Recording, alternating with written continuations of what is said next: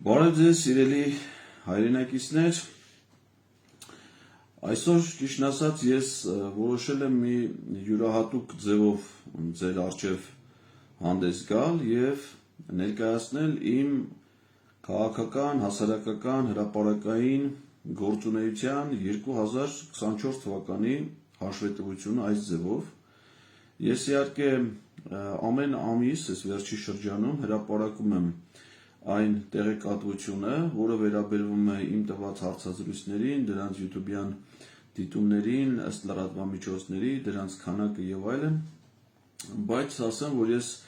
իրականացնում եմ իմ հասարակական գործունեության կյանքի կարևոր նշանակալի իրադարձությունների մշտական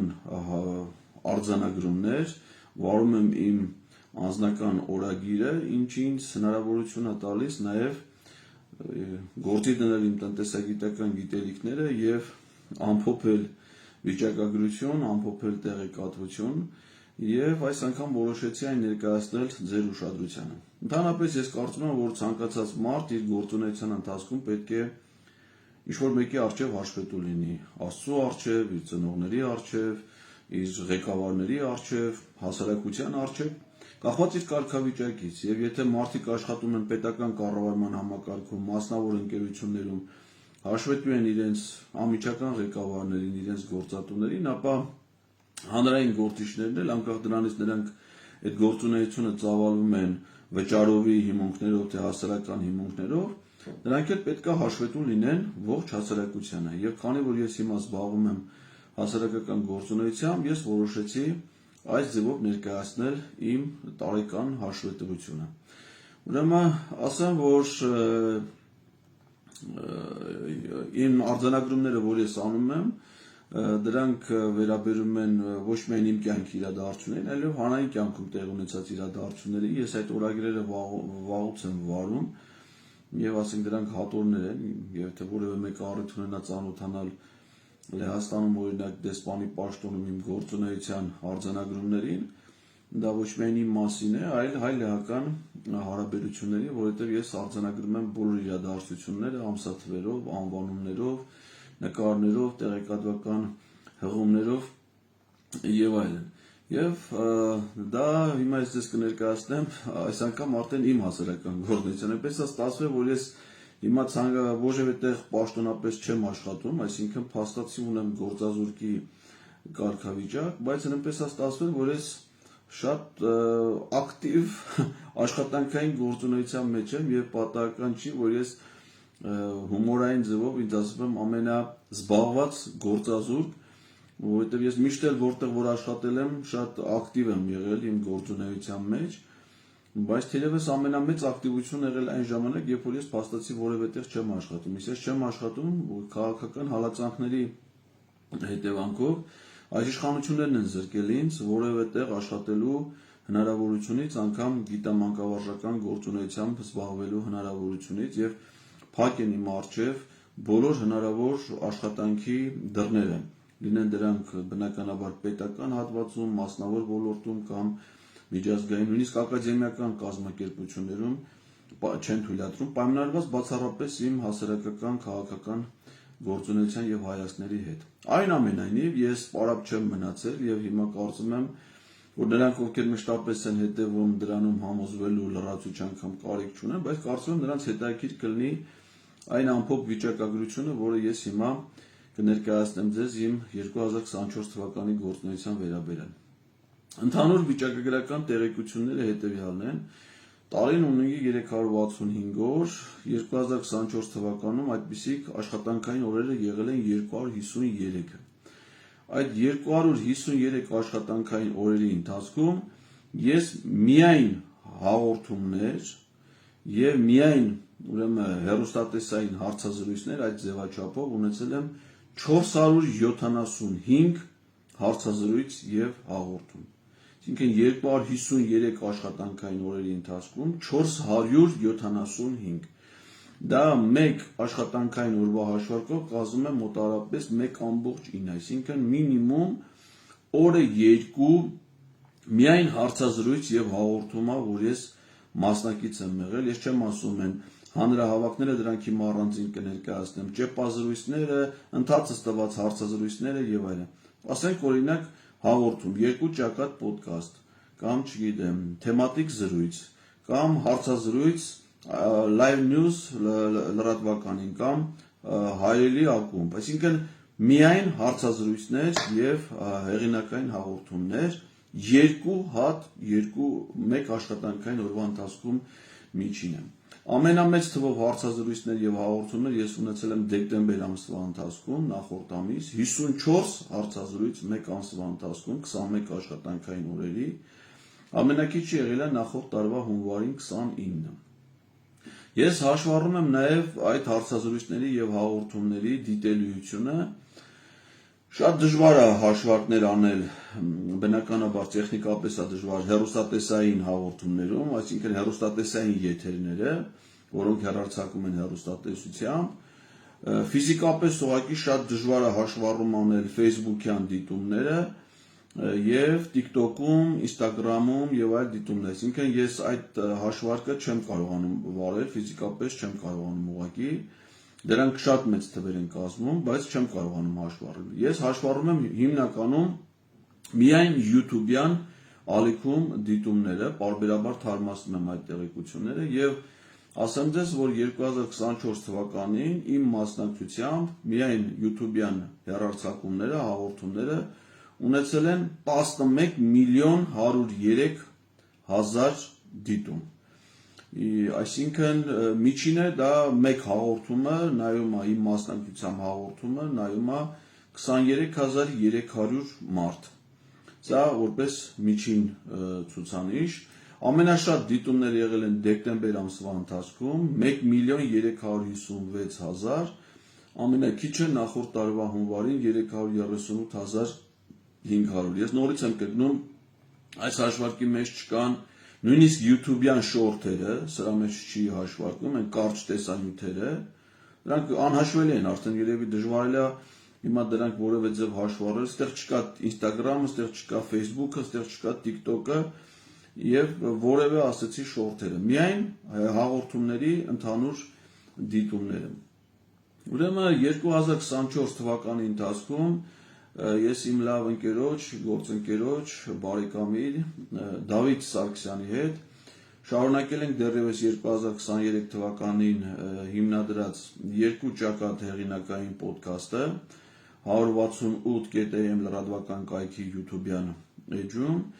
Դավիթի հետ մենք ունեցել ենք 52 թողարկում նախորդ տարվա ընթացքում։ Նախորդ տարին ունեցել է 52 շաբաթ, այսինքն մենք պահպանել ենք շաբաթը մեկ թողարկում պարբերականությամբ մեր հաղորդումների հեռարձակումը, սա նշանակում է, որ անկախ դրանից դա ամառվա ամիսներ են, ձմեռվա ամիսներ են, հանգստի շրջան է, ակտիվ շրջան է, թե չէ, ամեն շաբաթ, ամեն ուրբաթ օր մեր ժամին 21:21-ին եթեր է հեռարձակվել երկու ճակատ ոդքասթը, որը ունեցել է միայն 2024 թվականի ընթացքում մոտ 835 հազար ընդհանուր դիտում, միջինում մեր հաղորդումները նայում են 16000 մարդ եւ մենք քննարկում ենք շաբաթվա կարևոր իրադարձությունները կամ տվյալ պահի համար մի շատ հետաքրքիր ակտուալ որևէ թեմա։ 2024 թվականի ընթացքում ես համագործակցության հաստատեցի 168.am լրատվական կայքի հետ եւ մինչ այդ պարբերաբար հեռարձակվող թեմատիկ զրույցները, որ ես վարում էի տնից այս ձևաչափով Facebook-յան իմեջից եւ դա տարածում էին այլ լրատվականներ, որպեսզի նկարահանումները լինեն ավելի որակյալ, լավ տաղավարում, հնարավոր լինի նաեւ թեմատիկ զրույցների հետ ներկայացնել նաեւ դիդակտիկ նյութեր եւ նկարահանում իրականացվի պրոֆեսիոնալ իմաստով ավելի որակով 168.am լրատվական կայքը ինձ առաջարկեց դրան կազմակերպել իրենց տաղավարում եւ այդ նկարահանումները հիմա կատարվում են 168-ում եւ հեռարձակվում են 168-ի YouTube-յան ալիքում։ Մինչ այդ ես ամեն շաբաթ ունեցել եմ, սա շատ պարբերական է եւ եկող շաբաթվանից սկսած էլ մենք ունենանք մեր թեմատիկ զրույցները։ Ուրեմն 168-ի հետ մենք ունեցել ենք նախորդ տարվա ընթացքում 12 նման հաղորդում, դիտումները եղել է 130,000 եւ մինչ այդ իհարկե ավելի քան 1,200,000 դիտում ա եղել։ 2024 թվականի ընթացքում մեր հեղինակած այդպես կարևոր նախագծերից մեկը հեռուստատեսային, որը շատ սպոնտան է ձևավորվել, բայց մեծ հաջողություն ա ունեցել, դա Antifake.am լրատվական կայքի հետ մեր համագործակցության արդյունքում ծնված Ղազարյան versus Ղազարյան, հետագայում նաև Ղազարյան versus Ղազարյան plus հեռուստատեսային նախագիծն էր, որտեղ որ մենք վիրտուալ ձևով քննության առարկա ենք դարձնում Պետրոս Ղազարյանի այլ հյուրերի հետ ունեցած հարցազրույցները, դրանց տալով որոշակի մեկնաբանություններ կամ հերքելով այն կեղծ ուրեմն հակազգային թեզերը, որոնք ներկայացնում են հատկապես իշխանական քաղաքական գործիչները, եւ դա ներկայացնում ենք նաեւ որոշակի, քանի որ վիրտուալ ձևով է եւ հնարավորություն է տալի դա նաեւ ներկայացնելու որոշակի բաց ձևով, ավելի պարզ, մի քիչ նաեւ հումորային, որոշակի սարկազմով, եւ այդ հաղորդումները ունեցել են շատ մեծ հնչեղություն, ոչ միայն Antifake-ի YouTube-յան ալիքում, շատ տարածվում են դրա կարճ տեսանյութերը, շորտերը, այլ նաեւ Facebook-ում տասնյակ հազարավոր դիտումներ ունեն կամ TikTok-ում եւ ամանորին էլ մենք ունեցել ենք հատուկ թողարկում։ Ընդհանուր առմամբ մենք Antifake-ի այս նախագծի շրջանակում ունեցել ենք 35 հյուրերի հետ թողարկում եւ մեկ ամանորյա թողարկում դեկտեմբերի 31-ին, որը առանձին ներկայացվել է նաեւ հունվարի 3-ին այս տարվա։ Ընդհանուր միայն այդ նախագծի անոնսները, որ առանձին դրվում են, ունեցել է 126,000 դիտում, իսկ ընդհանուր հաղորդումները մոտարապես 1,180,000 դիտում ունեցել է միայն Ղազարյան versus Ղազարյան նախագիծը Antifake-ի YouTube-յան ալիքում։ Միջինում այդ հաղորդումը նայում է 32,600 մարդ, ամենաշատը եղել է մեր առաջի թողարկումը 118,000 դիտում, ամենաշատերից են եղել նաև Ալեն Սիմոնյանի մասնակցությամբ այդ մեր հաղորդումը 67,800 դիտում, Նիկոլ Փաշինյան 53,000, ամենակիչը 14,500 դիտում։ 2024 թվականի ընթացքում մենք ունեցել ենք նաև մեկ այլ նախաձեռնություն, podcast, որը հեղինակել ենք հայկական երկրորդ հեռուստաալիքի հետ համատեղ, այն յուրահատուկ ոդկաստ է, յուրահատուկ այն իմաստով, որ կրում է մասնագիտական բնույթ եւ այդ ոդկասթի շրջանակներում քննարկում են միայն միջազգային հարաբերությունների եւ արտաքին քաղաքականությանը վերաբերող հարցեր։ Այդ ոդկասթում իմ գործընկերն է հայկական երկրորդ հեռուստաալիքի լրաբերի միջազգային լուրերի խմբագիր Լիլիթ Կոստանյանը։ Մենք 2024 թվականի ընթացքում ունեցել ենք ամբասադոր ոդկասթի 10 թողարկում, այս տարի կսկսենք աշխատել հունվարի ուրեմն 11-ից, մեր առաջի թողարկումը կլինի հունվարի 11-ին, այն հեռարձակում է շաբաթը մեկ անգամ, շաբաթ օրերը երեկոյան ժամը 21:00-ին, կրկնվում է կիրակի օրը եւ երկուշաբթի օրը եւ մշտապես տեղադրվում է հայկական երկրորդ հեռուստաալիքի YouTube-յան ալիքում։ Այսինքն 24 թվականի ընթացքում իմ մասնակցությամբ, հեղինակությամբ եւ համահեղինակությամբ կա ըստ էության 4 միայն հեղինակային հաղորդում, 2 ոդկաստ, 168-ի 2 ճակատը եւ հայկական երկրորդ հեռուստաալիքի ամբասադորը, Ղազարյան versus Ղազարյանը եւ թեմատիկ զրույցը 168-ի YouTube-յան ալիքում։ Բայց դրանից բացի ես ունեցել եմ, ասեցի, բազմաթիվ հարցազրույցներ, երբ որ ինձ հրավիրում են տարբեր լրատվական գործակալություններ, լրագրողներ հարցազրույցների։ Իմ սկզբունքը հետեւյալն է, որպեսզի որոշ մարդիկ ասում են, որ շատ ես գնում հարցազրույցների, որ դա նաև այդ իմաստով քննադատության էլ արժանում, բայց իմ սկզբունքը հետեւյալն է։ Ես ոչ մի լրագրողի մինչ օրս չեմ մերժել հարցազրույց տալու հարցում, դա իմ համար սկզբունք է, այսինքն եթե որևէ մեկը հետաքրություն ունի իմ խոսքի, իմ տեսակետի նկատմամբ, ես սիրով դա ներկայացնում եմ անկախ իմ ծանրաբեռնվածությունից։ Եվ չի եղել մի դեպք, որ ես ինքս նախաձեռնություն ցուցաբերեմ հարցազրույց տալու, այսինքն ես ոչ մի անգամ չեմ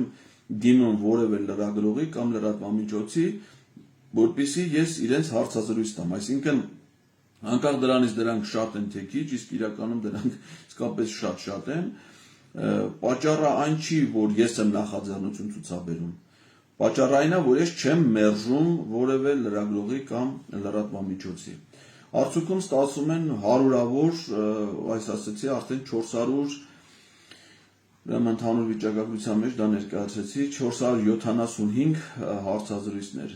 Ամենաշատ այդ առումով ինձ հրավիրել է Հայելի ակումբը։ Հայելի ակումբում ես արդեն երբեմն կատակով ասում եմ, որ ես աշխատանքի եմ գնում ամեն երկուշաբթի ժամը 11 կամ 11:30, դա արդեն ֆիքսված ժամ է դարձել այդ Հայելի ակումբի ասուլիսներին։ Եվ երբեմն նաև արտահերթ որևէ իրադարձությունով պայմանավորված 24 թվականին ես Հայելի ակումբում հյուրընկալվել եմ 57 անգամ։ Եվ այնտեղ եղել է ամենամեծ թվով դիտումները ընդհանուր հարցազրույցների մեջ, ամենադիտարժան ուրեմն հարցազրույցները լինում են Հայելի ակումբում, դա ոչ միայն մեկ տեսանյութի, այլ նաև այդ հարցազրույցներից ձևավորված այդ տեսանյութերի հանրագումարն է եղում։ 168.am լրատվական կայքում ես բացի այդ իմ հեղինակային հաղորդումներից, երկու ճակատից եւ թեմատիկ զրույցներից հրավիրվել եմ նաեւ հարցազրույցների։ Մի անգամ ինձ հարցազրույցի է հրավիրել կայքի խմբագիր ժուրնալիստների միության նախագահ Սաթիկ Սեյրանյանը իր հեղինակային պրեսինգ հաղորդաշարի շրջանակներում, 6 անգամ ինձ հյուր է հրավիրել հարցազրույցի 168-ի լրագրող Ռազմիկ Մարտիրոսյանը եւ եւս մեկ անգամ Ռազմիկը ինձ հրավիրել է հատուկ հարցազրույցի լեհերեն լեզվով, դա Լեհաստանի անկախության տոնին ընդառաջ էր եւ Ռազմիկը ինքը ուսանել է Վրոցլավի համալսարանում փայլուն տիրապետում է լեհերենին եւ ընդհանուր մեր քննարկումներում որոշեցինք մի լեհերեն հարցազրույց անել մեր լեհ լսարանի լեհ բարեկամների համար։ Live News լրատվական կայքում են ինձ հաճախ հրավիրում, այնտեղ կան մի շարք հաղորդումներ, հարցազրույցների մի շարք ձևաչափեր եւ այդ Live News-ում ես նույնպես գրեթե չկա շաբաթ, որտեղ չհյուրընկալվեմ, եղել է նույնիսկ շաբաթ, որ 4-5 անգամ, այսինքն գրեթե բոլոր աշխատանքային օրերին տարբեր հաղորդումների ինձ հրավիրել են։ Ընդհանուր առմամբ 24 թվականին Live News-ի ղեկավար եւ ազգային անվտանգություն կուսակցության նախագահ Գառնիկ Իսագուլյանը ինձ հարցազրույցի է հրավիրել 32 անգամ ազգային անվտանգություն հաղորդաշարի շրջանակներում, որտեղ ոչ միայն մենք մենակ ենք եղել զրույցի ընթացքում, այլ երբեմն եղել է նաեւ այլ հյուրերի հետ միասին, մասնավորապես Հայկ Նահապետյանի, Սուրեն Սուրենյանցի հետ միասին։ Դիտակետ ուրեմն հաղորդաշարին, որը ներկայացնում է նրա հեղինակ եւ վարող լրագրող Լուսինե Այրապետյանը, ինձ հյուրընկալել է 38 անգամ, այսինքն գրեթե ամեն շաբաթ ես հյուրընկալվել եմ այս հաղորդաշարին եւ երբեմն նաեւ նախաձեռնություն ա եղել 2 անգամ մենք եթերում եղել ենք իմ լավ ընկերոջ բարեկամի իրավաբան իրավագիտության տեխնազու դոցենտ Գևորգ Պետրոսյանի հետ միասին։ Live News-ում ռազմական փորձագետ իմ բարեկամ Հայկ Նահապետյանը իր հեղինակային իրականում հաղորդաշարի ընթացքում ինձ հյուրընկալել է 25 անգամ, փաստաբան Աննա Ծառուկյանը, որը վարում է Փաստաբանը եւ դու հաղորդաշարը, ինձ հրավիրել է 4 անգամ, ազգային ժողովի նախկին պատգամավոր լրագրող Մարգարիտ Եսայանը իր հեղինակային Ծուռը նստենք հաղորդաշարին հրավիրել է 2 անգամ, իսկ լրագրող Թաքուի Ասլանյանը իր երկրորդ կարծիք հաղորդաշարի շրջանակներում ինձ հյուրընկալել է 4 անգամ, այսինքն ընդհանուր առմամբ Live News-ում ես 70, 95, 100 անգամից ավել այս ուրեմն տարվա ընթացքում, դա նշանակում է, որ շաբաթական առնվազն 2 անգամ ես հյուրընկալվել եմ Live News լրատվական կայքում։ Antifake-ում ասեցի, որ մենք մեր հեղինակային հաղորդումն իրականացնում ենք Ղազարյան versus Ղազարյանը մեծ ուրեմն հաջողությամբ, այն նույնիսկ անցյալ տարի ինչ-որ մի պահից աշնանը սկսեցինք հեռարձակել ոչ թե շաբաթական 1 պարբերականությամբ, այլ շաբաթական 2 եկող շաբաթվանից մենք սկսենք մեր հաղորդումները, արդեն նյութեր ունենք դրա հետ կապված եւ ունենում ենք շաբաթական 2 թողարկում, բայց դրանից բացի anti-fake զրույց ձևաչափով ինձ հարցազրույցի է հրավիրել Դավիթ Ֆիդանյանը, ուրեմն 5 անգամ, իսկ anti-fake-ի գլխավոր թողարկումներից հաղորդումներից մեկին դա Իմնեմնիմին է, որը վարում են այդ հաղորդման հեղինակները, ուրեմն Նարեկ Սամսոնյանը եւ Վազգեն Սաղաթելյանը, նրանք մի քանի անգամ ինձ հյուր են հրավիրել, ես այդ Իմնեմնիմիում բոլոր կարգավիճակներում եղել եմ հանգամանքներու բերումով, երբ որ իրենք էին վարում հաղորդաշարը, մի քանի անգամ ինձ հյուր են հրավիրել, բայց երբ որ նրանց նկատմամբ ապօրինի ուրեմն ձերբակալություն եղավ եւ նրանք կալանավորվեցին, ես մի քանի անգամ ի թիվս այլ հասարակական գործիչների որպես հերթապահ վարող փոխարինել եմ Նարեկին Վազգենին այդ գործընկերների հետ վարել ենք Իմնեմնիմի ոդքասթը, իսկ ինչ որ մի ժամանակ հետո ես եւ anti-fake-ի խմբագիր Աստղիկ Մաթեոսյանը պարբերաբար էինք վարում Իմնեմնիմի թողարկումը, մինչև որ Նարեկն ու Վազգենը ազատվեցին կալանքից եւ հնարավորություն ունեցան վարելու իրենց ոդքասթը եւ շարունակեցի ես երբեմն նաեւ հյուր հրավիրել, այսինքն այդ ոդքասթում ես գրեթե բոլոր կարգավիճակներում մասնակցել եմ։ Մենք շատ կանոնավոր համագործակցություն ունենք հայկական երկրորդ հեռուստաալիքի հետ ոչ միայն ամբասադոր ոդքասթի շրջանակներում, այլ շատ վաղուց ամիսը մեկ անգամ պարբերականությամբ ինձ իր տաղավարը հրավիրում իմ լավ ընկեր, բարեկամ, տաղանդավոր լրագրող Շավարժ Գևորգյանը իր հեղինակային ուրեմն խոսքի իրավունք հաղորդաշարին։ Ես տարվա ընթացքում 12 անգամ հյուրընկալվել եմ Շավարժ Գևորգյանի հաղորդմանը։ Հրապարակ TV-ում Էդիկ Անդրեասյանի հեղինակային 5-շաբթին Էդիկ Անդրեասյանի հետ հաղորդմանը ես հյուրընկալվել եմ 2 անգամ։ Պոլիտիկ AM լրատվական կայքում Բորիս Մուրազին խմբագիրը իր օրակարգ հաղորդաշարի շրջանակներում ինձ հյուրընկալել է 6 անգամ, այսինքն 2 ամիսը 1 անգամ պարբերականությամբ։ Ես հրավիրվել եմ նաև Media Hub լրատվական կայքի տարբեր հաղորդումներում, մասնավորապես մեկական անգամներ քաղաքական կուլիսներում լրագրող Նարեկ Գնունի, Մետանյա, լրագրող Ռեփսիմի Առաքելյան, մեդիա ուրեմն մի անգամ հանդիպում Արթուր Հայրապետյանի հեղինակած հաղորդաշարի շրջանակներում եւ մի անգամ էլ ինձ հյուրընկալել է Սուրեն Սուրենյանցը մեդիա post-factum ուրեմն հեղինակային հաղորդման շրջանակներում։ Լա մեդիա լրատվականը Ռուզան Նաղազյանը ինձ մտածենք հաղորդաշարի շրջանակներում հրավիրել է 1 անգամ, TRT-ում ես հյուրընկալվել եմ Արկադի Գրիգորյանի Կիզակետ հաղորդաշարին 5 անգամ։ Հետաքրքիր ասեմ ձեզ, որ հանրային հեռուստաընկերությունում, որտեղ որ ինձ չեն հրավիրում հարցազրույցների, դա իրենց համար թերևս սկզբունք է, մի անգամ բանավեճի ձևաչափով հանրային հեռուստաընկերությունում ինձ հյուր է հրավիրել լրագրող Տաթև Դիլանյանը։ Փաստ-ինֆոյում ես հարցազրույցի եմ հրավիրվել 4 անգամ, Պանորամա AM-ում 1 անգամ Արմեն Վարդանյանն է հրավիրել իր հեղինակային հաղորդաշարին։ Factor TV լրատվականում հետաքրքիր է, որ ինձ հարցազրույցների երբեք չեն հրավիրում, անգամ ես եմ այդ հարցը բարձրացրել, թե ինչի ինձ չեն հրավիրում հարցազրույցի, բայց հրավիրում եմ միայն բանավեճերի, այսինքն երբ որ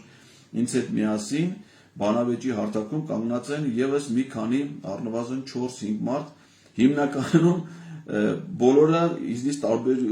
այսինքն ինձ հակադիր կարծիքներով։ Մի անգամ ա եղել, որ իմ տեսակետը պաշտպանող այլ գործիչներ են եղել, բայց միայն բանավեճի ձևաչափով 3 անգամ հրավիրվել եմ Factor TV։ Նույնը Շանթ հեռուստաընկերությունն է, ինձ հարցազրույցի երբեք չի հրավիրում, բայց մի անգամ լրագրող իմ ընկեր Արտյոմ Երկանյանն ինձ հրավիրել է բանավեճի Տիգրան Խզմալյանի հետ։ Լրատվական ռադիոն 1 անգամ է հրավիրել, ԱՄՆ-ում գործող Horizon TV հեռուստաընկերությունը իդեմս լրագրող Գայանե Ասլամազյանի 1 անգամ ինձ հետ կազմակերպել է առցանց ձևաչափով հարցազրույց։ Նորաբաց Երևան Tribune ուրեմն լրատվական ալիքում ես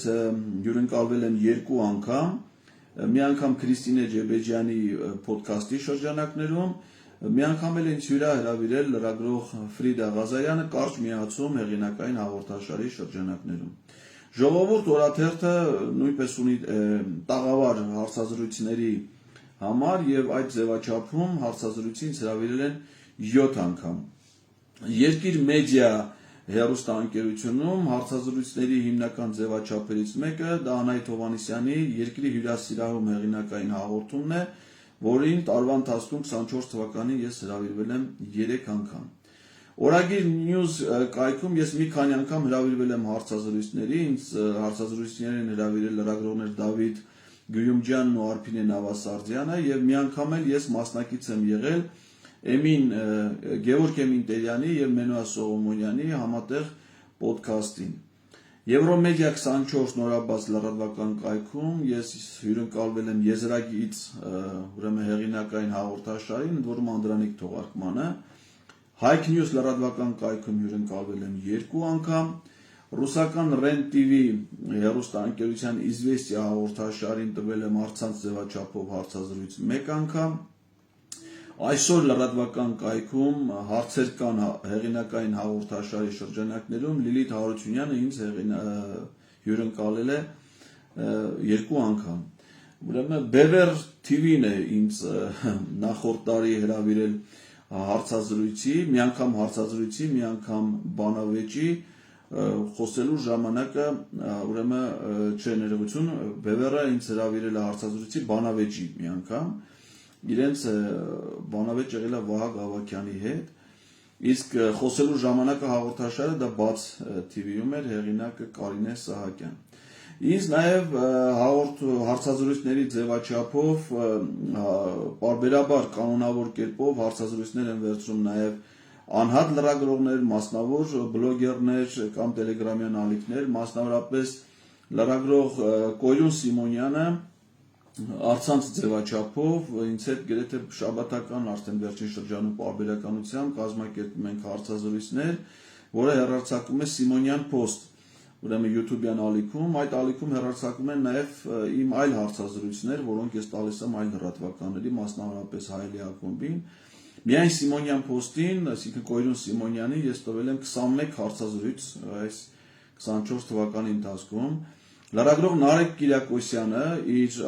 անձնական YouTube-յան ալիքում նույնպես վարում է հարցազրույցներ եւ ինձ առցանց ձևաչափով հարցազրույցի է հրավիրել եւ մենք նախորդ տարի 24 թվականին ունեցել ենք այդ ձևաչափում 7 հարցազրույց Նարեկ Կիրակոսյանի հետ իր YouTube-յան ալիքում։ Ուրեմն բլոգեր մեր հայրենակից լիբանանահայ Պետրոս Մանուկյանը կազմակերպել է 5 հարցազրույցներ եւ բանավեճեր իր YouTube-յան ալիքում, իր սոցիալական հաշիվների վրա։ Աննա Աբրահամյանն է մի անգամ ինձ հրավիրել իր տելեգրամյան ալիքում հարցազրույցի, մի անգամ Մոսկվայում գործող բլոգեր Էդգար Աբրահամյանը եւ մի անգամ էլ Դիվանագետ տելեգրամյան ալիքը։ Ուրեմն հետաքրքիր է, որ կան հեռուստաընկերություններ, որոնք ինձ նախորդ տարի առհասարակ որևէ անգամ հարցազրույցի չեն հրավիրել, կարծում եմ դա էլ է հետաքրքիր, ասեցի դա Հայաստանի հանրային հեռուստաընկերությունն է, որը հարցազրույցի ձևաչափով երբեք չեն հրավիրել, մի անգամ բանավեճ է եղել, Հայաստանի հանրային ռադիոն, Armen Press-ը, Ազատություն ռադիոկայանը, Factor TV-ն ասեցի, որը որ չի հրավիրում, միայն բանավեճերի, Ալիք մեդիան նախորդ անգամ մի անգամ հրավիրել էին նախորդ տարի, անցած տարի չեն հրավիրել, Արմենիա հեռուստաընկերությունը, Կենտրոն հեռուստաընկերությունը, Շանթ հեռուստաընկերությունը, որը մի անգամ բանավեճի է հրավիրել, ինձ չեն հրավիրել նաև News-ում, ուրեմն 5-րդ ալիքը շատ հետաքրքիր է, երբեք ինձ հարցազրույցի չեն հրավիրում իրենց տաղավարային, ամենայն դեպս 24 թվականին չի եղել, դրանից առաջ եղել է, բայց շատ հաճախ ինձ հրավիրում են հարցազրույցների լրաբերի հիմնական թողարկումների տարբեր ռեպորտաժների ժամանակ, այդպիսի առիթներ շատ է եղել հայկական 5-րդ հեռուստաալիքում եւ ես սիրով տվել եմ հարցազրույցներ հեռուստատեսային ռեպորտաժների համար, բայց տաղավարային հարցազրույցներ չեն հրավիրել։ Ինձ 24 թվին հարցազրույցի չեն հրավիրել նաեւ 24 News-ում, Free News-ում, Առաջին TV-ում, Civilnet AM-ում, Sputnik Armeniայում, Radar Armeniայում, Galla TV-ում եւ Noyan Տապանում։ Իդեպ ասեմ, որ այս լրատվականները 2023-ին կամ 22 թվականին ինձ երբեմն հրավիրել են, բայց 24 թվականի ընթացքում ոչ մի հարցազրույցի չեն հրավիրել։ Բացի այս հեռուստատեսային հարցազրույցներից ես հեռախոսով լրագրողներին տվել եմ բազմաթիվ հարցազրույցներ տարվա ընթացքում, տարին ունի 52 շաբաթ, ես հիշեցնում եմ անընդհատ, եւ ես տվել եմ 60 հարցազրույց տարբեր լրատվականների, մասնավորապես Օրագիր News-ին 21 անգամ, Հրապարակ օրաթերթին 9 անգամ, Առավոտ օրաթերթին 8 անգամ, Հայք News-ին 7 անգամ, Ժողովուրդ օրաթերթին 4 անգամ, Media Hub-ին 3 անգամ եւ այդպես շարունակ, ընդհանուր առմամբ 60։ Իմ մասնակցությամբ տարբեր լրատվականների պատրաստած ռեպորտաժների ռեկորդը պատկանում է հայկական երկրորդ հեռուստաալիքին, 39 ռեպորտաժներ, ընդհանուր դիտումները մոտարապես 100,000, բազմաթիվ անգամներ ասեցի 1, 2, 3, 4, 5, 6, 7, 5-րդ հեռուստաալիքին, եղել է նաև 168-ին, Media Hub-ին, Երկիր մեդիային եւ այլն։ Ուրեմն թե ինչքան ճեպազրույցներ եմ ես ունեցել տարբեր միջոցառումների ժամանակ, հանրահավաքների ժամանակ, դա չկարողացա հաշվել, որովհետեւ դրանց թիվը չափազանց շատ է։ Եվ ես դրանք ասենք ենթադրենք ինչ-որ մի հանրահավաքի ժամանակ կարճ հարցազրույցներ, ճեպազրույցներ տարբեր լրատվամիջոցների, ես դրանք չնայած արձանագրել եմ մոտս, բայց ժամեր էր պետք դա հաշվելու համար։ Բայց բացի այդ հարցազրույցների տարվա ընթացքում ես ակտիվորեն մասնակցել եմ նաև հանրահավաքներին եւ հանրային բողոքի անհնազանդության տարբեր գործողությունների, մասնավորապես ու դրանք տարբեր են եղել, տարբեր կազմակերպիչների կողմից կազմակերպված, ես գրեթե որտեղ որ հնարավոր ա եղել դրանց մասնակցել եմ։ Օրինակ փետրվարի 14-ին կրթության նախարարության դիմաց խոտանել խեղաթյուրված դասագիրքը նախաձեռնության բողոքի ակցիային, 2024 թվականի փետրվարի 24-ին Մայրաթոռում ի աջակցություն Հայ Արստանյաց առաքելական եկեղեցու ակցիային։ Միասին շարժումը կազմակերպել է հանրահավաքներ, 24 թվականի փետրվարի 20-ին ես եմ վարել այդ հանրահավաքը, մասնակցել եմ նաև 24 ուրեմն ապրիլի 9-ին ազգային ժողովի մոտ տեղ ունեցած հանրահավաքին։ 2024 թվականի ապրիլի 8-ին, երբ որ Հայաստան էր ժամանել Եվրոպայի խորհրդի գլխավոր քարտուղար Մարիա Բուրիչը կազմակերպել էր բողոքի ակցիայի աջակցություն քաղբանտարկյալների եւ ժողովրդավարական ինստիտուտների Հայաստանում արտգործնախարարության դիմաց, ոչ միայն մասնակցել եմ այդ հանրահավաքին, այլև հանդես եմ եկել ելույթով։ Ապրիլի 12-ին Հայաստանի Հանրապետական կուսակցության երիտասարդական կազմակերպությունն էր կազմակերպել բողոքի երթ ի աջակցություն քաղբանտարկյալների, որին մասնակցել եմ եւ հանդես եկել ելույթով։ Մի անգամ ինքս եմ նախաձեռնել հավաք իմ լավ ընկերոջ բարեկամի քաղաքագետ Արթուր Խաչիկյանի հետ ապրիլի 20-ին, երբ որ արտգործնախարարությունը առաջին զավեշտալի հայտարարությունը կատարեց Տավուշի մարզից տարածքներ Ադրբեջանին հանձնելու վերաբերյալ, Արթուր Խաչիկյանի հետ մենք կոչ արեցինք քաղաքացիներին հավաքվել Հանրապետության հրապարակում, ցավոք քիչ մարդ հավաքվեց եւ որևէ լուրջ զարգացումներ դրան չհաջորդեցին, բայց անգամ այդ նախաձեռնությունն եմ ցուցաբերել։ Ապրիլի 25-ին Երևանի կենտրոնում Չարենցի 1 հասցեի մոտ տեղի ունեցել բողոքի անհնազանդության գործողություն, որի ժամանակ ես ապօրինի կերպով նաև ձերբակալվել եմ եւ տեղափոխվել Երևանում կենտրոնի ոստիկանության կենտրոնի բաժին, հետագայում իրավական գործընթաց ա եղել այդ ապօրինի ձերբակալության հետ կապված։ Տավուշը հանուն հայրենիքի կամ սրբազան շարժման շրջանակներում ես իմ ակտիվ մասնակցությունը սկսել եմ ցուցաբերել հենց առաջի մեծ հանրահավաքից Երևանում մայիսի 9-ին, դրանից հետո մասնակցել եմ գրեթե բոլոր հավաքներին, հանրահավաքներին, հունիսի 4-ին ՄԻՊ գրասենյակի դիմաց հանդես եմ եկել ելույթով, գիշերը հունիսի 11-ի 12-ի գիշերը անցկացրել եմ Բաղրամյան պողոտայում հանդես եկել թեմատիկ զրույցով, հունիսի 13-ին ելույթ եմ ունեցել կառավարության շենքի դիմաց բողոքի ակցիայի ժամանակ, հոկտեմբերի 2-ին Հանրապետության հրապարակում կազմակերպված հանրահավաքին հանդես եմ եկել ելույթով, դրանից հետո հոկտեմբերի 6-ին Սահմանադրական դատարանի շենքի դիմաց ակցիային նույնպես հանդես եկել ելույթով, պարբերաբար մասնակցել եմ Սուրբ Աննա եկեղեցում մոտ կազմակերպված հավաքներին, մի անգամ նաև հանդես եկել ելույթով, 2024 թվականի ընթացքում երբ անգամ ուղեկցել եմ Բագրատ Սրբազանին մարզային այցելությունների ժամանակ, մասնավորապես հուլիսի 27-28-ին Վայոց Ձոր կատարած այցելության ժամանակ, իսկ սեպտեմբերի 1-ին Տավուշի մարզ Կիրանց գյուղ կատարած այցելության ժամանակ։ Սեպտեմբերի 9-ին մասնակցել եմ Երևանի պետական համալսարանում կազմակերպված բողոքի ակցիային կապված դասախոսներին քաղաքական հետապնդումների ենթարկելու դեմ բողոքի ակցիային։ Սեպտեմբերի 22-ին մասնակցել եմ Սրբազան պայքարի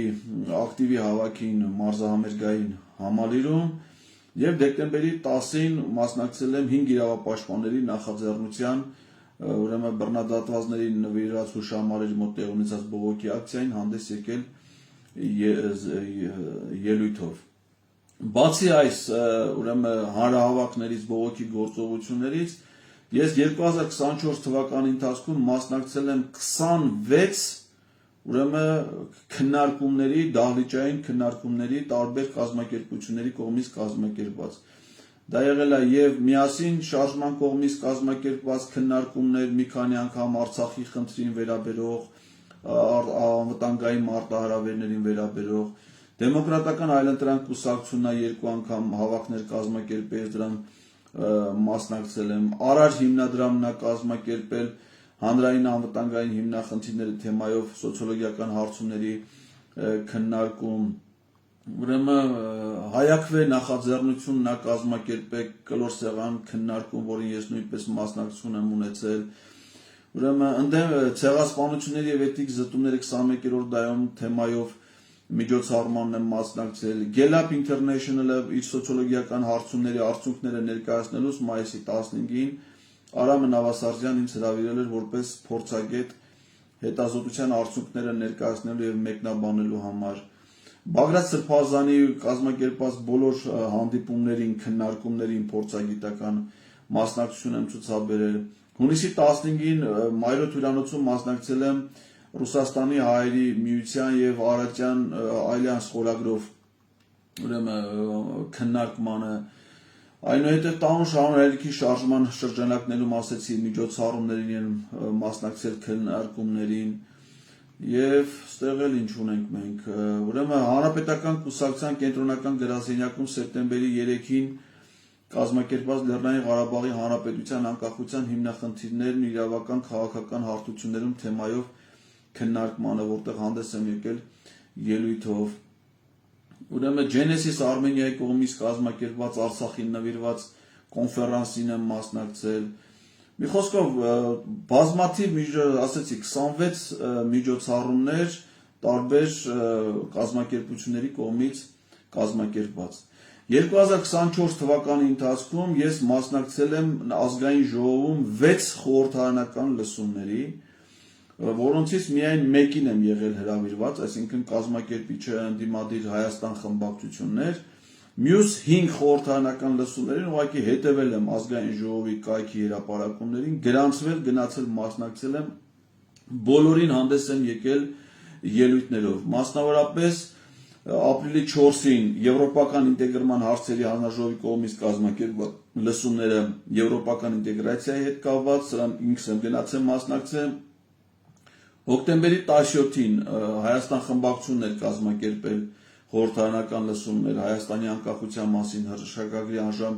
անժամանցելի արդիականության մասին հայտարարության նպատակով, նոյեմբերի 8-ին ընտրական օրենսգրքի հետ կապված թեմաներով, նոյեմբերի 11-ին ՄԱԿ-ի համընդհանուր պարբերական դիտարկման ընթացակարգի շրջանակներում 4-րդ ազգային զեկույցի երեխաների իրավունքների վերաբերյալ ներկայացվելիք հարցին լսումներին, նոյեմբերի 19-ին մասնակցել եմ հարկային օրենսդրության փոփոխության հետ կապված լսումներին եւ դեկտեմբերի 17-ին մասնակցել եմ երիտասարդական քաղաքականության մասին օրենքի նախագծի վերաբերյալ լսումներին։ Եվ ասեմ ձեզ, որ ինձ այնտեղ չէին սպասում, այսինքն ես ինքս իմ նախաձեռնությամբ եմ մեծ մասը մասնակցել այդ լսումներին։ Թե ինչ ծավալի հրապարակախոսական գործունեությամբ եմ ես զբաղվել Facebook-յան տիրույթում, այսինքն գրառումներ, հրապարակախոսություն, օրվա ընթացիկ արդիական հարցերի վերաբերյալ չեմ կարողացել հաշվել, որովհետև տարվա ընթացքում 365 օրերի ընթացքում երևի 1000-ից ավելի 2000 մոտ գրառումներ հրապարակախոսական, որոնց մի զգալի մասը նաև այլ լրատվամիջոցներ զետեղել են իրենց լրատվական կայքերում որպես հրապարակախոսական գրառումներ, դրանք անհաշվելի են ըստ էության։ Չնայած այն բանին, որ ես զրկված եմ իմ հիմնական աշխատանքից, գիտական, կրթական գործունեությամբ զբաղվելու հնարավորությունից, ես այնուամենայնիվ նույնիսկ այս իրավիճակում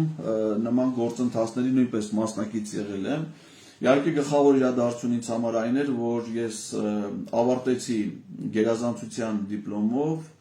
գերազանց առաջադիմությամբ Գիտությունների ազգային ակադեմիայի գիտակրթական միջազգային կենտրոնի մագիստրատուրան իրավագիտություն մասնագիտությամբ, ձեռք բերեցի իրավագիտության մագիստրոսի գիտական աստիճան։ Դրա հետ միասին հունվարի 26-ին Elite Plaza բիզնես կենտրոնում մասնակցել եմ ժողովրդագրական անցման արդի փուլ Հայաստանի Հանրապետություն վերնագրով կոլեկտիվ մենագրության շնորհանդեսին, փետրվարի 2-ին Գիտակրթական միջազգային կենտրոնում մասնակցել եմ անվտանգային միջավայրի հիբրիդային սպառնալիքների սեմինար քննարկմանը, որը վարել է Գևորգ Մելիքյանը, մարտի 22-ին Գիտակրթական միջազգային կենտրոնում մասնակցել եմ սահմանների եւ սահմանազատման քաղաքական եւ իրավական խնդիրները հայ-ադրբեջանական բանակցային գործընթացի համատեքստում թեմայով մասնագիտական քննարկմանը, մայիսի 28-ից 31-ը 2024 թվականի հրավիրվել եմ Ռուսաստանի Սարատով քաղաք եւ այնտեղ գործող հոգեբանատնտեսագիտական հետազոտությունների ինստիտուտի հրավերով եւ այնտեղ մասնակցել եմ ինտեգրալ տնտեսագիտական ակտիվություն նեյրոտնտեսագիտությունից հոգեբանության միջոցով դեպի աշխարհաքաղաքականություն թեմայով գիտաժողովին,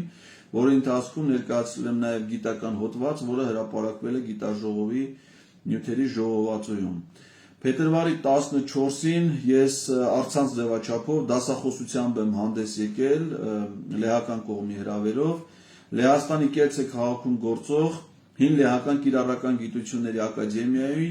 աշխարհաքաղաքականություն հետազոտական խմբի ուսանողների եւ դասախոսների առջեւ ներկայացնելով իրավիճակը Հայաստանում եւ մեր տարածաշրջանում։ Առցանց ձևաչափով մասնակցել եմ նաև մի շատ հետաքրքիր նախաձեռնության շրջանակներում երկու դասախոսությունների։ Այդ նախաձեռնությունը կոչվում է «Սովորենք պատմությունից» եւ շատ հետաքրքիր պատմական դասախոսություններ են ներկայացնում երիտասարդ գիտնականները, մասնավորապես Գրետա Մարտիրոսյանը, Գոր Ղազարյան, ներկայացնելով «Գորշ գայլեր թուրքական ծայրահեղ ազգականությունը» թեմայով եւ Ադրբեջանի ռազմական ագրեսիայի Սյունիքի դեմ եւ Լեռնահայության գոյապայքարը 18-ից 21 թվականների թեմայով։ Լեհաստանի Ժեշով, ուրեմն քաղաքի համալսարանում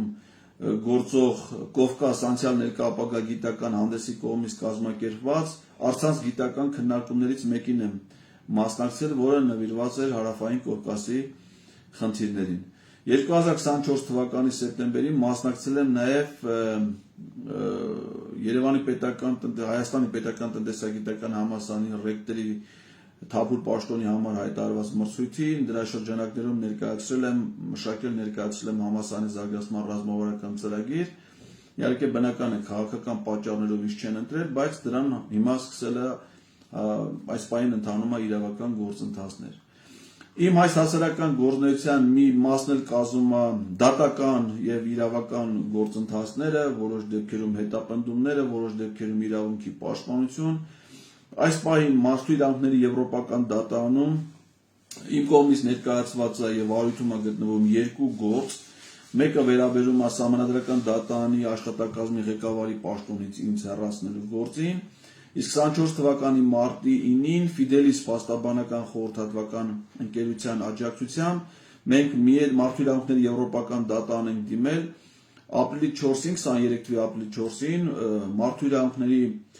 պաշտպանի պաշտոնում ընտրության գործում իմ նկատմամբ Արթուր Հովհաննիսյանի, Ռուստամ Բաքոյանի քաղաքացիական պայմանագիր կուսակցության այլ պատգամավորների գործունեության հետ կապված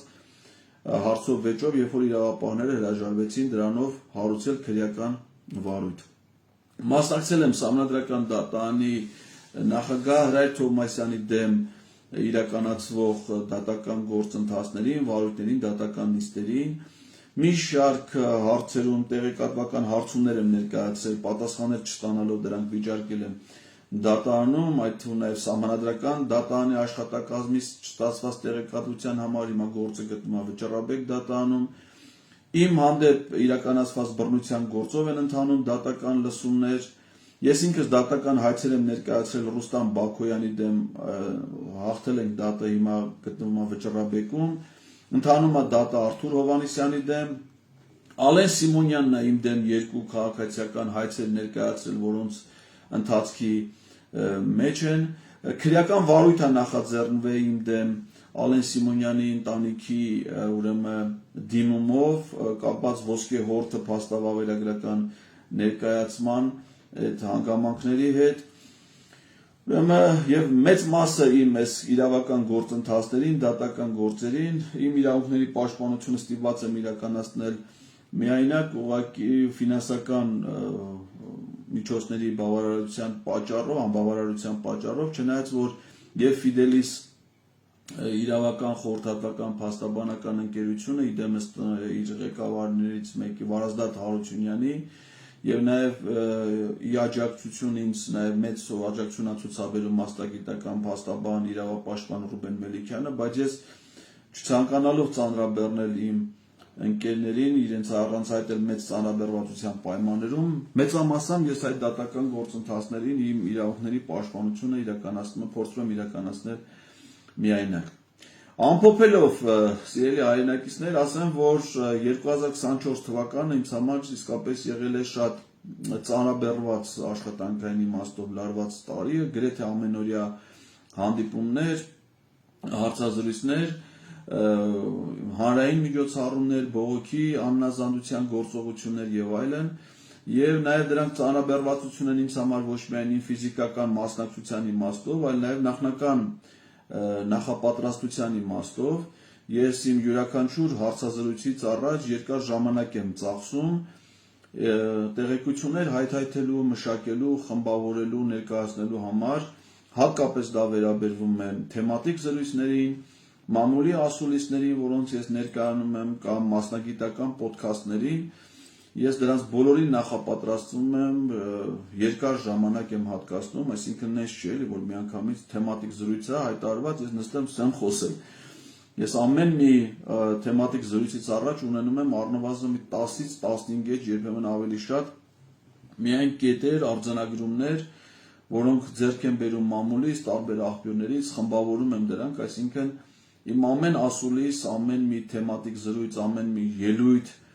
կամ այս խորհրդարանական լսումներին գնալուց առաջ ես գիշերները մինչև ուշ ժամի նստում, աշխատում, նյութեր եմ հավաքում, մշակում, կարդում,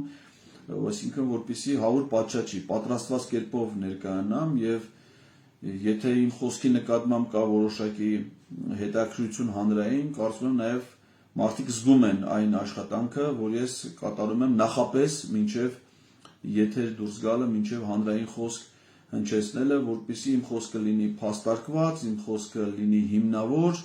եւ ոչ միայն վերացական, միայն սուբյեկտիվ դատողություններ ներկայացնելու համար, այլ նաեւ մարդկանց փաստերով ներկայանալու համար, կարծում եմ այն այդպիսի տեսակետը կարող է հիմնավոր եւ հետաքրքիր լինել։ Ես ինքս ամենայն դեպս լսում եմ նմանատիպ կարծիքներ եւ արժևորում եմ այդ կարծիքները, հետեւաբար իմ խոսքը ներկայացնելուց նույնպես փորձում եմ լինել փաստարկված եւ հիմնավոր։ Միայն այս զեկույցը պատրաստելու համար ես այսօր մի քանի ժամ երեկվանից ժամանակ եմ ծախսել այս ամփոփումները կատարելու համար։ Իդեպ ասեմ, որ իմ գործունեությունը ամբողջությամբ հասարակական է, ես որևէ տեղից կանոնավոր կայուն եկամուտներ չեմ ստանում, ինձ երբեմն իմ հաշվի առնելով իմ սոցիալական վիճակը, բազմազավակ ընտանիք, աշխատանք չունենալու հանգամանք, երբեմն օգնում են իմ ընկերներ, բարեկամներ, նույնիսկ անծանոթ մարդիկ, թե Հայաստանից, թե Ռուսաստանից, թե Միացյալ Նահանգներից, այսինքն ժամանակ առ ժամանակ ինչ-որ մարդիկ լինում են, հիմնականում իհարկե իմ ընտանիքի անդամները, իմ հարազատները, փորձում են այս սոցիալական խնդիրները լուծել։ Իհարկե այս տարվանից ես որոշել եմ նաև գրանցվել Patreon համակարգում եւ կարող եմ նաև առաջիկայում հրապարակային աջակցության խնդրանքով դիմել լայն հանրությանը, եթե կլինեն մարդիկ, ովքեր կցանկանան աջակցություն ցուցաբերել ինձ իմ հանրային գործունեության ընթացքում հաղթահարելու համար սոցիալական դժվարությունները, որոնք գոյություն ունեն, դա ինձ համար իհարկե ոնց ասեմ, ընդունելի կլինի, որովհետև այս իշխանությունները զրկել են ինձ իմ սեփական աշխատանքով վարձատրություն ունենալու հնարավորություններից, իսկ իմ ամբողջ այս գործունեությունը, որտեղ որ ես գնում եմ, դա ամբողջությամբ հասարակական հիմունքներով է եւ չի վարձատրվում։ Համենայն դեպս այս ծանրաբեռնվածությունը որևէ մեկը ինձ չի պարտադրել, ես չեմ տրտնջում, դա իմ սեփական որոշումն է, դա իմ հոգուց, իմ մտքից, իմ կամքից բխող գործողություն է եւ որևէ ակնկալիքներ ես չունեմ, որևէ հավակնություններ չունեմ, ես պարզապես չեմ կարող այս անհանգստության պայմաններում, այս վտանգների պայմաններում հանգիստ կեսվածք ընդունել եւ հանգիստ նստել ու դիտել ծավալվող իրադարձություններին, սա իմ որոշումն է,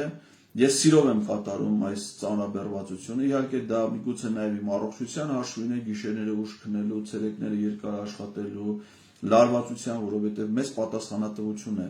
հանրության առջև անընդհատ խոսք հնչեցնելը եւ ընդ որում ես այդ ամեն ինչ անում եմ չի ենթարկվելով որևէ ճնշումների, տեսեք, քանի քրեական վարույթներ են իմ դեմ նախաձեռնվել, բազմիցս ես ձերբակալվել եմ, զրկել են ինձ աշխատանքի բոլոր հնարավորություններից, ֆիզիկական բռնության են ենթարկել ընդհանուր մինչև ծանր վնաս հասնելու կամ սպանելու